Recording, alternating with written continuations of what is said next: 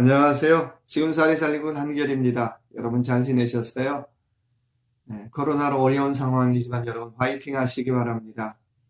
오늘은 요한복음 제7장 이하에 나오는 예수님께서 예루살렘 성전에서 가르치신 사건을 통해서 지혜로운 인생 25번째 시간 같이 고민하면서 나눠보길 원합니다.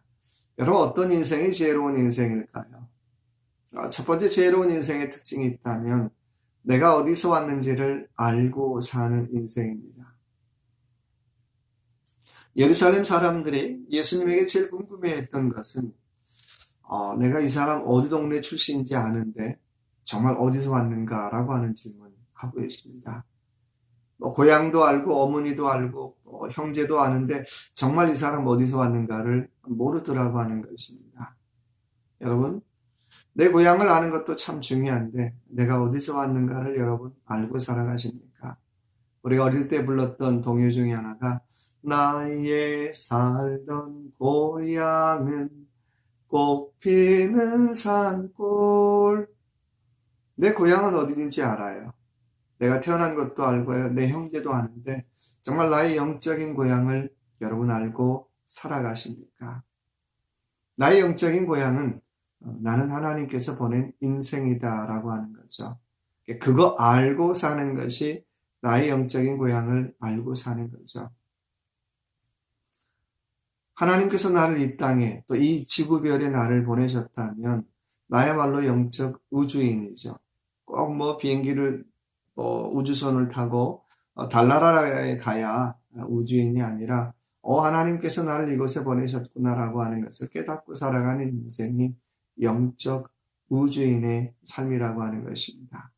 그래서 영적 우주인으로 산다는 건 늘 내가 온 고향을 잊지 않고 살아가는 인생이라고 하는 것입니다.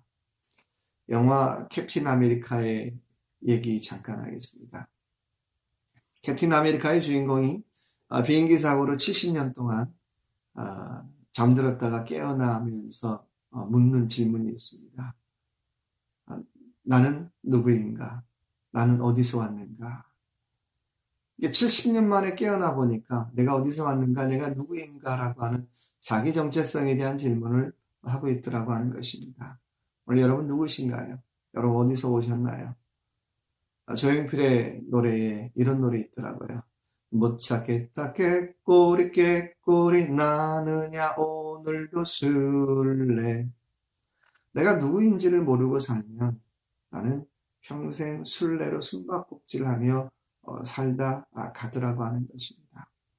그러나 오늘 내가 누군지를 알고 내 영적인 고향을 알면 내가 해야 할 일을 하고 살더라고 하는 것입니다.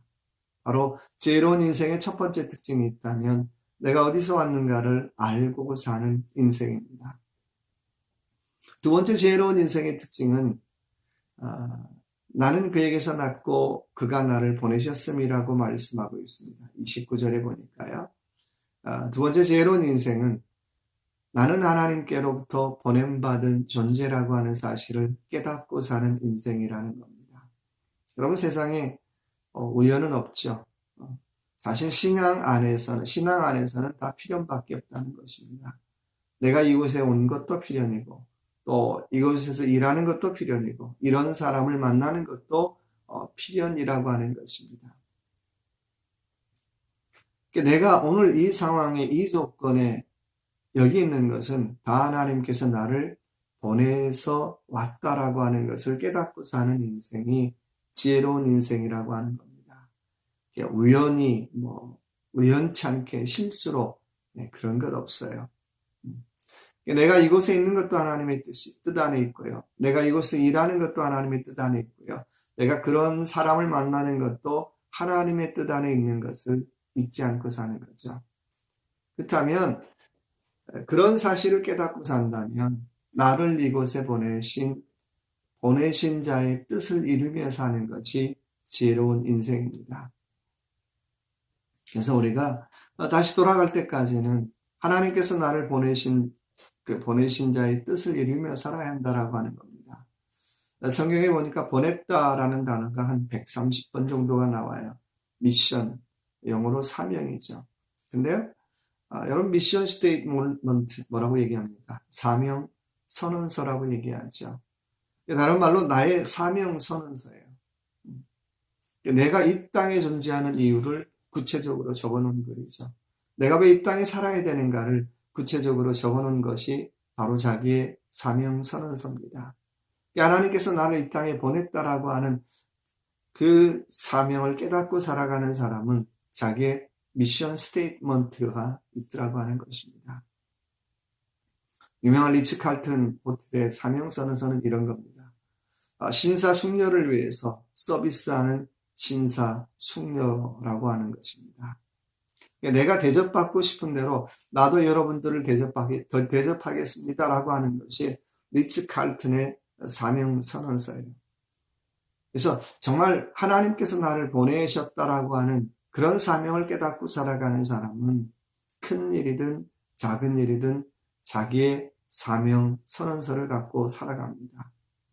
내가 왜 이 땅에 있는지, 내가 왜 이곳에 사는지, 또 내가 왜 이런 교회를 섬기는지, 내가 왜 이런 사람을 만나는지에 대한 구체적인 자기의 사명 선언서를 갖고 살더라고 하는 것입니다. 그런 미션 스테이트먼트가 있는 사람은 다른 사람의 시선에 상관없이 자기의 길을 걸어갑니다. 사실 미션 스테이트먼트가 있는 사람은 사람 눈치보다는 하나님 눈치 보기 바쁘겠죠. 이렇게 하면 사람들이 좋아하겠다라는 것보다는 정말 무엇을 하면 하나님이 좋아하실까를 늘 묻고 살아가는 인생입니다. 바로 그것이 두 번째 지혜로운 인생의 특징입니다. 세 번째 지혜로운 인생은 돌아갈 때가 있음을 준비하고 살아가는 인생입니다. 33절의 말씀 보니까 돌아간다, 조금 있으면 내가 돌아간다 라고 표현하고 있어요. 여러분 인생이요 70, 80 그래도요 영적으로는 잠깐 조금이에요. 철학적 용어로 찰나라고 얘기하죠. 금방 돌아가요. 그 시간이 긴 것 같아도 잠깐 짧은 시간이라고 하는 것입니다. 조금 있으면 우리는 하나님 앞으로 돌아가는 인생입니다. 그렇다면 조금 있으면 돌아가는 인생이기 때문에 그때를 준비하며 살아가는 것이 지혜로운 인생입니다. 일본의 쓰나미로 대지진이 일어났습니다. 많은 사람들이 돌아가셨고 많은 피해를 입었는데 한 일본 학자가 그런 조사를 했어요. 좀 쓸데없는 조사 같은데 지진이 일어날 때, 쓰나미가 일어날 때 무엇을 갖고 나오셨습니까? 라고 질문을 해요. 1번이 뭔지 아세요? 1번이 담배고요. 2번이 양주고요. 3번이 자동차 키예요. 또 4번이 지갑이고요. 근데 왜 그거 들고 나오셨습니까? 라고 하는 질문에 지진이 일어날 줄 몰랐습니다. 쓰나미가 올 줄 몰랐습니다. 라고 대답했다라고 하는 것입니다. 대부분 사람들이 빈손으로 빈손으로 나왔죠. 이유는 올 줄 몰랐기 때문에 그랬다는 거예요. 여러분 알면 준비하고 살아가죠. 영적으로 우리가 조금 있으면 돌아갈 때가 되면 또 돌아갈 시간이 있음을 알면 우리는 준비하고 살더라고 하는 것입니다. 돌아갈 시간이 있다는 거예요. 돌아갈 때가 있다는 거예요. 요한복음 14장의 말씀 보니까 나는 길이요 진리요 생명이니 라고 말씀하고 있어요. 그것 알고 살아가는 거예요. 그것 깨닫고 준비하며 사는 것입니다. 저도 조금씩 나이를 먹다 보니까 노후 준비를 생각하게 됩니다. 특별히 준비할 것도 별로 없지만요. 그런데 노후 준비보다 더 중요한 것이 있다면 영적인 준비죠. 과연 나는 돌아갈 때에 무엇을 들고 무엇을 가지고 갈 것인가 라고 하는 질문 해보시면 좋을 것 같아요. 노후 준비 중에 최고는 아무래도 물질이겠죠. 그런데요, 영적인 노후 준비의 최고는 뭘까요? 상투적인 얘기지만 기도입니다. 시편 100편의 말씀 보니까 감사함으로 그 문에 들어가며 라고 말씀하고 있어요. 제가 가을이 되면서 물론 추수감사절을 앞에 두기도 했지만 정말 최고의 영적 준비가 뭘까? 늘 감사를 심는 것, 감사를 고백하는 것. 저도 좀 부정적이지만 말 한마디 한마디에 감사를 고백하고 감사를 심고 또 감사를 자꾸자꾸 고백하는 것, 아마 최고의 노후 준비가 아닌가라는 생각이 들어요. 그래서 이런 환경 주신 것, 또 뭐 이런 가정, 이런 사업장 불평하기 시작하면 끝이 없잖아요. 근데 그 환경들을 볼 때마다 하나님, 난 돌아갈 때를 준비하겠습니다. 지금부터 나는 감사를 심겠습니다. 감사를 고백하겠습니다. 내게 주어진 가정에 감사하고, 내게 주어진 사업장에 감사하고, 내게 주어진 교회에, 또 내게 주어진 사랑하는 자녀들에게 감사하며 살겠습니다라고 하는 것. 그것이 최고의 노후 준비가 아닌가라는 생각이 듭니다.